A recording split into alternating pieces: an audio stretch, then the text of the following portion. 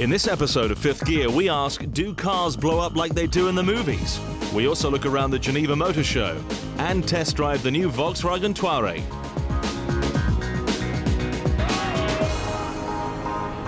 This week on Fifth Gear, we're going to be answering a question that's been bothering us for years.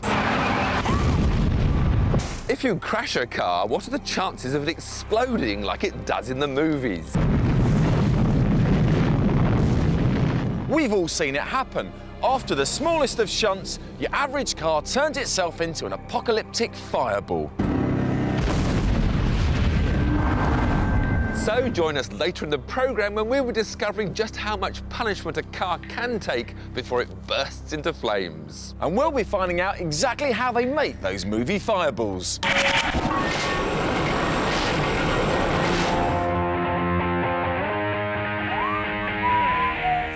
For 51 weeks of the year, the coolest thing about Geneva is the fact there are no speed limits. Well, on the lake anyway.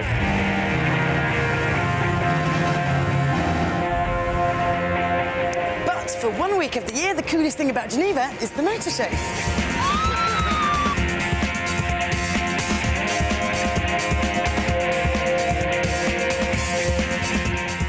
Are you ordering one? No, I can't afford one of those.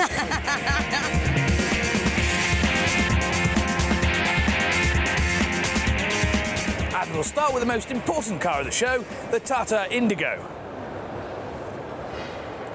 Right, that'll do. No, we'll start with the 360 Challenge Stradale, Ferrari's idea of going modded. So they've lowered it, fitted tarty wheels, lashed on new sills, lost about 110 kilograms by using things like lightweight windows and titanium wheel bolts, fitted carbon ceramic brake discs and boosted power to 425 bhp.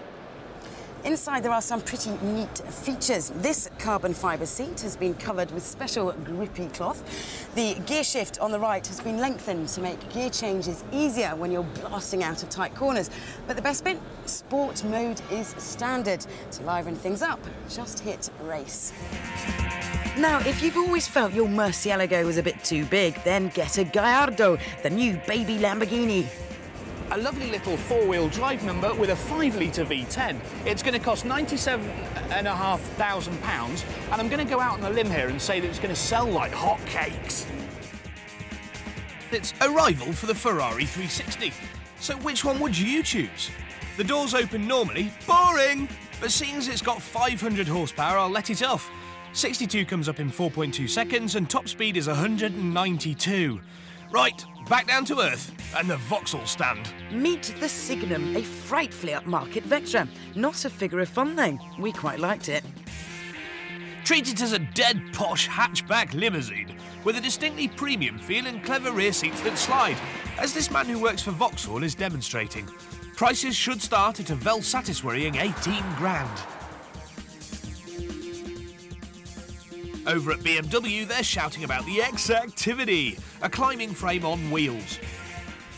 The interior is made of cow and neoprene, while the smart seats have no adjustments. They just mould to the shape of your body.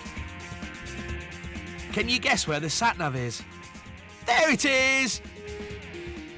And wait till you see the boot. It automatically loads bicycles, as long as they don't have front wheels. What do you reckon they'll call it? Well, the X5 was 5 Series sized, and hence the X5 tag. That's probably what, I don't know, 2 sizes smaller? What, about 3? Yeah, probably. So what do you reckon they'll call it? No idea. Yeah, I don't know. Not content with making the fastest car on sale today, Pagani now make the fastest open-top too. The Zonda Roadster has the same 7.3-litre V12 as the coupe, which means well over 200 miles an hour. The cost, around £380,000, a 50 grand premium over the standard car. This isn't just a tin opener job, though. The carbon work is beautiful, but only 40 will be made. However, each one handcrafted to the owner's special needs. So what I really want is an extra wide version with like a fridge in it for sweets, if that's all right. Fine room, yes, of course, but how big are the sweets? Massive! Unlike the new Citroën C2. Shown here in grown-up rally clothes, this little cutesy will replace the Saxo in the autumn. Skoda launched their own mighty atom rally car in the shape of the Fabia. Take it seriously, because we're talking four-wheel drive and 300 horsepower here, people. And Ford are getting in on the act too with their concept Fiesta, full of superb design details, from the 18-inch magnesium wheels to the 6-speed sequential gear change that is, frankly, a work of art. Honda showed off the two faces of their new upmarket Accord. The first safe and sensible. So that's what it looks like when the airbags go off. The second, mean and moody. What a body kit! Posers everywhere will be thrilled to see that the Renault Megane now comes in a rather clever convertible version. Oh, look at that. As does the Beetle, which starts at just over 15 grand. But if it's style you're after, buy an Alfa GT. And no, boys, she doesn't come with a car. But this will be the 5th gear party car, the A-Level Volga. Built to order in Russia, it's based on a BMW 8 Series, has a 5-litre V12 and what the spokesman calls spy style. Join us later for more mouth-watering morsels from Ford, Aston Martin, Bugatti, and find out what our 200-mile-an-hour car of the show is.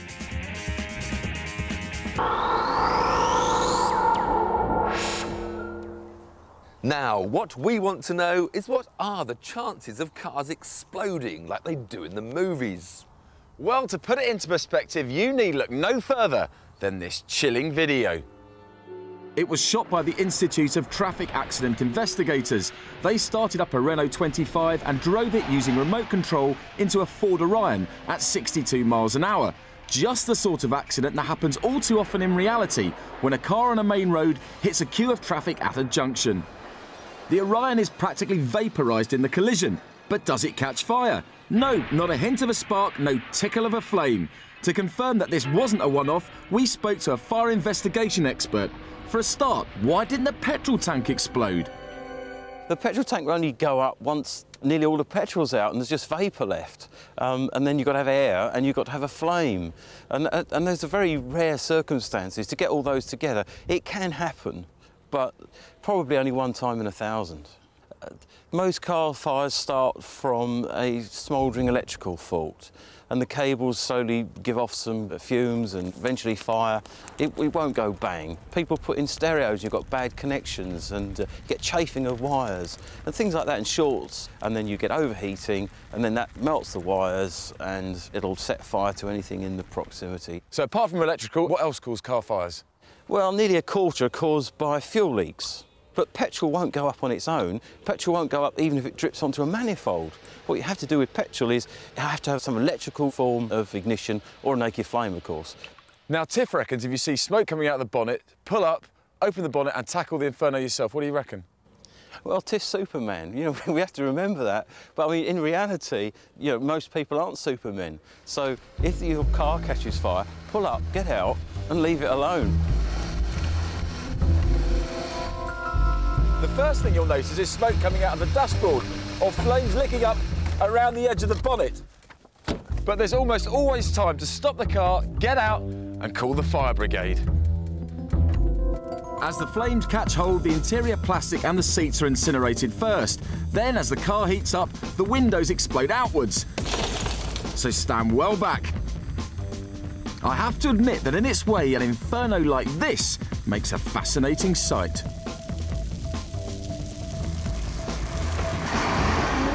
But it's not the sort of entertainment to cause a queue at the box office. So how do they make those movie fireballs? Well, they need some high-octane expertise. So join us later in the programme when we'll be meeting the people who do this.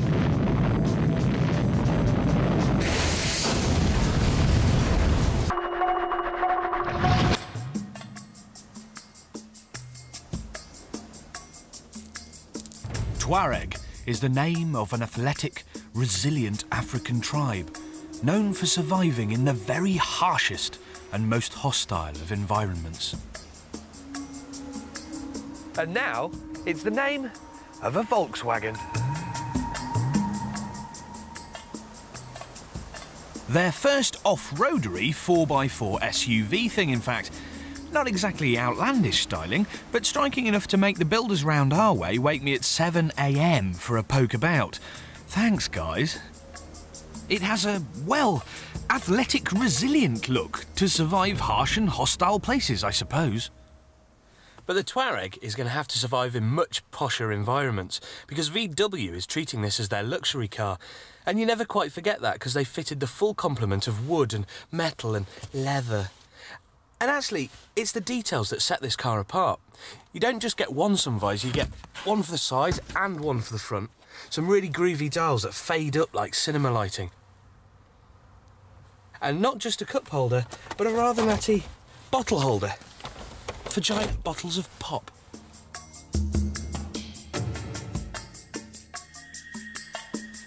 There'll be a 2.5 litre diesel, a petrol V6 and also a petrol V8. But this one, the flagship model, the 50 grand car, well, this has got a V10. You see, it says so here. Now that's like a Formula 1 car, but unlike a Formula 1 car's puny 3 litres, this one's got a whole 5. Oh yeah, and it's a diesel. In fact, it's the most powerful diesel car in the world with 308 horsepower. Now, I know diesels aren't cool because they're bought by skinflints, but this one's fine. It only does 23 to the gallon, less than a Porsche 911. So why on earth would you buy one? Well, there's a simple answer, and that's torque, the mysterious measure of a car's grunt. Think about power being the size of your bicep and torque being the length of your spanner. See, the longer your spanner, the easier it is to undo the nut. And the Tuareg would undo nuts easily. That 10-cylinder engine devours hills with a massive 553 pound-feet of torque, or, even more impressively for metric viewers, 750 newton-meters. That's more than a Chrysler Viper. And what do you think you do with all that torque? You pull things! Like people carriers that are trying to drive in the other direction. Or the dead weight of an enormous telegraph pole. And I mean enormous. See? Or, as a finale, a combine harvester. All 7 tons of it. Dealt with as if it's just a toy.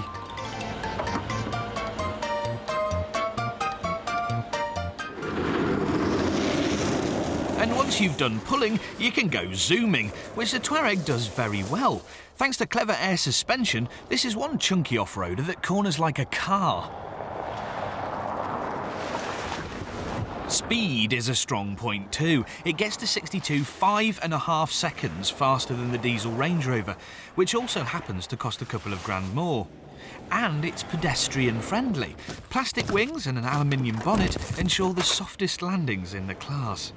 It may seem odd that a top-of-the-range luxury car is diesel, but 60% of Merc S-classes sold in this country are DERV burners, so the potential for the Tuareg is huge. I suspect most people are going to go for the 2.5 litre diesel, which is exactly half this engine and about 20 grand cheaper.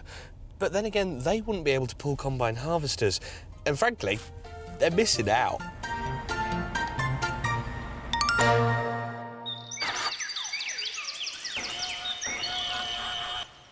We're finding out how they make cars explode in the movies.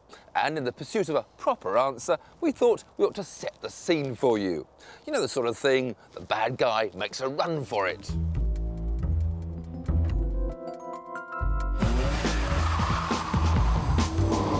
The hero checks his hair and sets off in pursuit.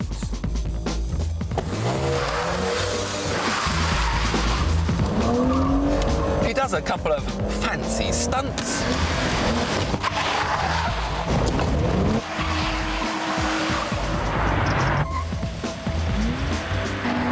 Quickly catches up with the bad guy. Get out of it. Give him a couple of taps up the backside.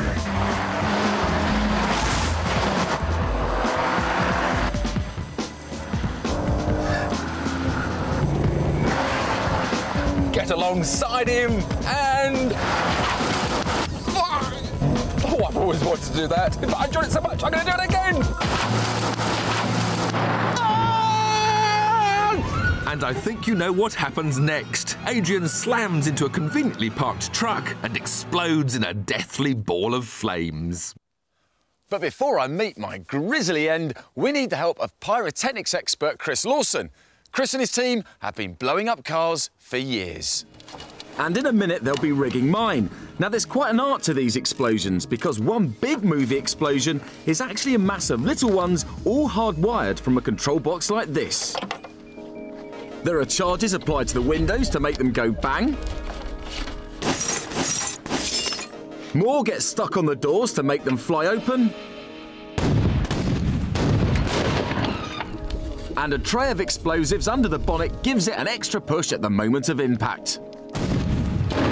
Plus, you need a few gallons of petrol wrapped in explosives for the main bang. More of that later. But blowing up Adrian's car is only half of the story.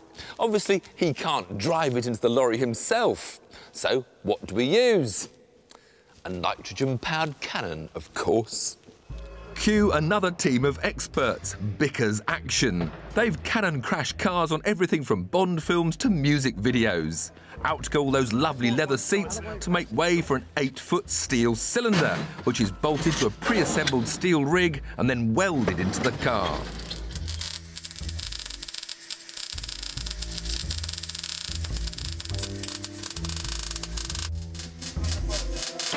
A close-fitting piston is then carefully inserted into the cylinder, which, when pressurised by compressed nitrogen, will launch the car with neck-snapping G-force to 40 miles an hour in just 7 feet for its final journey into the back of the truck.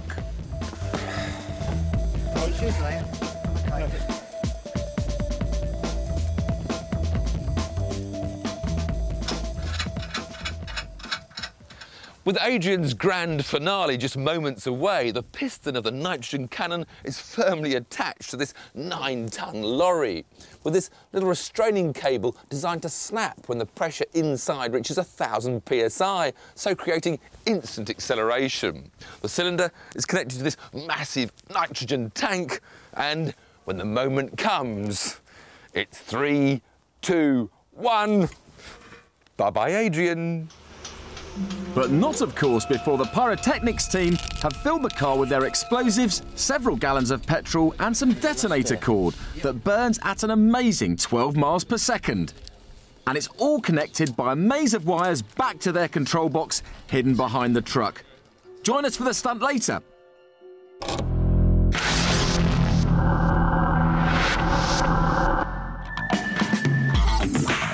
Welcome back to the Geneva Motorshow, packed to the rafters with glamour. Oh, she's nice.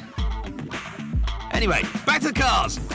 Now, Subaru have stopped sticking on spoilers and started styling. Unfortunately, the B11S looks like a pig in a sock. It points the way forward for the Impreza, and this concept has a twin-turbo 6-cylinder engine and a 5-speed auto. Nearly 400 brake horsepower is promised. But look at that face. This is the American dream, dreamt by Italian dreamers. It's Ital Design's take on a Chevrolet. Celebrating 50 years of the Corvette, the Moray has domes that can be removed, so you can revel in the roar of the 6-litre V8. Ah, the Opel GTC. You're sitting there thinking, I'd like one of those. Well, Vauxhall have hinted that this is the new Astra. You'll have noticed that all the other manufacturers have concept cars that are sleek and stylish and sexy. Well, this is Hyundai's. It's called the OLV. It was designed by a man called Dragan, and he says it's thought-provoking. The interior is resistant to water, scratches and dents, and is, green.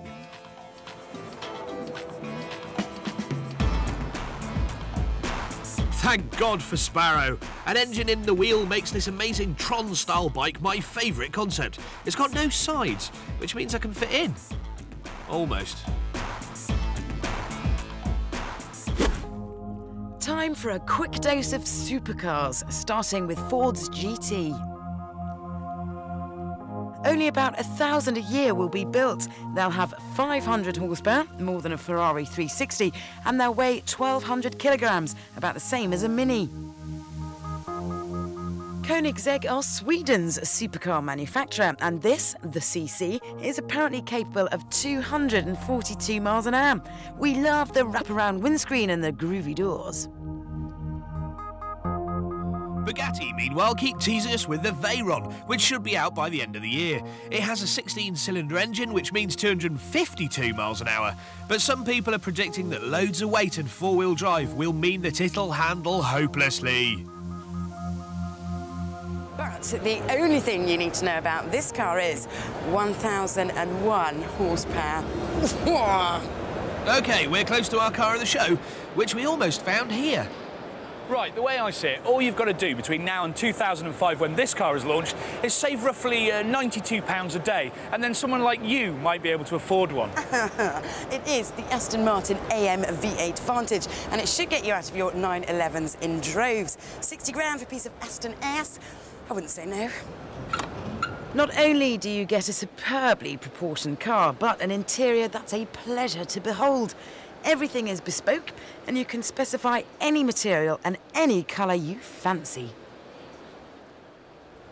Under there is a 4.3-litre V8, which should sound scrummy. Weight distribution is 50-50, which is about right. It looks pretty svelte, and I just hope it goes as well as it looks. And so to our absolute favourite, the Porsche Carrera GT. Developed by double World Rally champion Walter Rule, it may just make you put the Enzo up for sale. A 10-cylinder, 5.7-litre engine, 612 horsepower, 205 miles an hour, 0 to 62 in 3.9 seconds, plus exquisite fit and finish, handling that will undoubtedly be divine, and, are you listening, Needles, a proper 6-speed manual gearbox. A 6-speed manual? Yes, a 6-speed manual. The monocoque and subframe are made entirely from carbon fibre reinforced plastic, and the wheels are made of magnesium. The price, £300,000, and deliveries start later in the year. But not, unfortunately, to our house.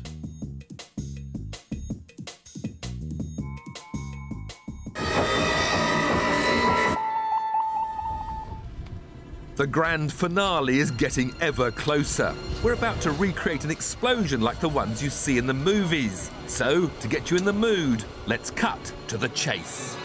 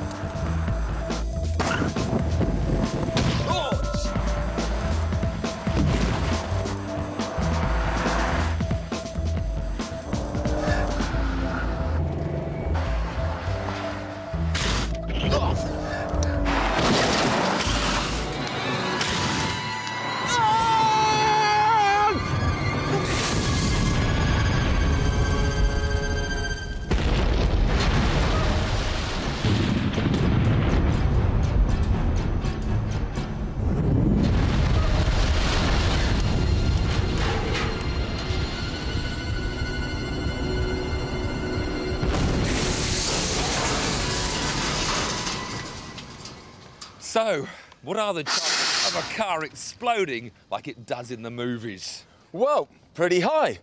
If you fill it full of petrol, explosives, and then fire it into the back of a lorry.